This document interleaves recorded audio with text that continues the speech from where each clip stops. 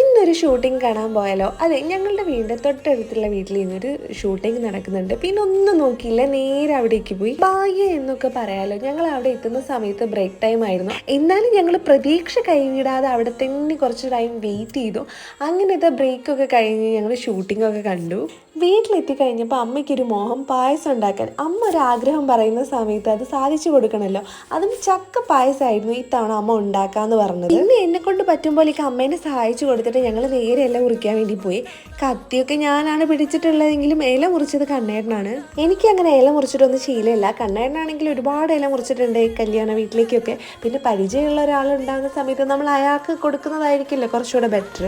അങ്ങനെ ഞങ്ങൾ ഇല മുറിച്ച് വരുമ്പോഴത്തേക്കും അമ്മയുടെ പായസമൊക്കെ റെഡിയാക്കി വെച്ചിരുന്നു. നല്ല അടിപൊളി പായസമായിരുന്നു. അങ്ങനെ ഇന്ന് പായസത്തിന്റെ റിസൾട്ട് പറയുന്നത് കണ്ണേട്ടനാണ്. അപ്പൊ അമ്മ പായസം ടേസ്റ്റ് ചെയ്യാൻ വേണ്ടി കൊടുക്കുകയാണ്. പിന്നെ ഒന്നും നോക്കിയില്ല, നേരെ പോയി ഫുഡ് കഴിച്ചു.